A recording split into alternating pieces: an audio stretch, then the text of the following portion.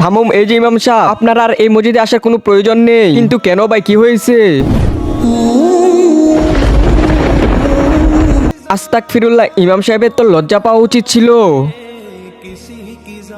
আপনি এখান থেকে চলে যান, আপনাকে ইমাম বলতেও আমার লজ্জা লাগতেছে। আরে যে ভাই, চল তাড়াতাড়ি মসজিদে যেতে হবে। হ্যাঁ হ্যাঁ চল। আরে তোমরা দুজন মসজিদে সব ঠিক আছে তো? আরে কেন ভাই, কি হয়েছে? আমরা কি মসজিদে আসতে পারি না নাকি? আরে ভাই, বিষয়টা তো তা নয়, এলাকার সব থেকে বড় জুয়ারি আজকে আমাদের মসজিদে। আমি বুঝলাম না তো কি ব্যাপার। আসল কথা তো তা নয় তামিম ভাই, শুক্রিয়া জানাই এই মসজিদের ইমাম সাহেবকে, তার জন্য মসজিদে আসতে পেরেছি আমরা। সেটা কিভাবে সম্ভব? আজকে দেখবো শয়তানকে হারিয়ে কি আল্লাহকে জিতিয়ে দেয়। আল্লাহর এই সুন্দর ছবিটাকে ভালোবেসে থাকলে ভিডিওতে লাইক দিয়ে চ্যানেলটাকে সাবস্ক্রাইব করে দিবেন। আর যদি শয়তানকে ভালোবাসো তাহলে কিছুই করতে হবে না, আর কমেন্টে সবাই আল্লাহর নামটি লিখে যাও।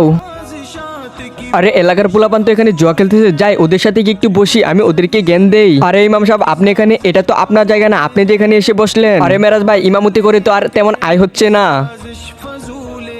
আরে ভাই সাহেব, কোনো কাজ যদি আপনাদের জাহান্নামের কারণ হয়ে উঠে তবে কি আপনারা সেই কাজ করবেন নাকি? আরে ইমাম সাহেব, আমরা তো সেই পথ ছেড়ে দেবো। আপনি যে এখানে বসে জুয়া খেলতেছেন, এই পথে আপনাকে জাহান্নামের দিকে নিয়ে যাবে। এখন তো আপনারাই সিদ্ধান্ত নিন, আপনারা জাহান্নামের দিকে যাবেন নাকি জান্নাতের দিকে যাবেন। ইমাম সাহেব, আমরা তো জান্নাতে যেতে চাই। এইসব কাজে আপনাদের গড় ধ্বংস হবে এবং পরকালেও আযাব হবে। ইমাম সাহেব, আপনি তো আজ আমাদের চোখ খুলে দিয়েছেন, আজ থেকে আমরা সব ভুল কাজ ছেড়ে দেবো। আরে তোমরা এটা কি বলতেছো? বন্ধুরা, সন্দেহ অবশত হয়ে কাউকে শাস্তি দেওয়া উচিত নয়। অর্ধেক সত্য এবং অর্ধেক জ্ঞান মানুষকে ক্ষতি করে।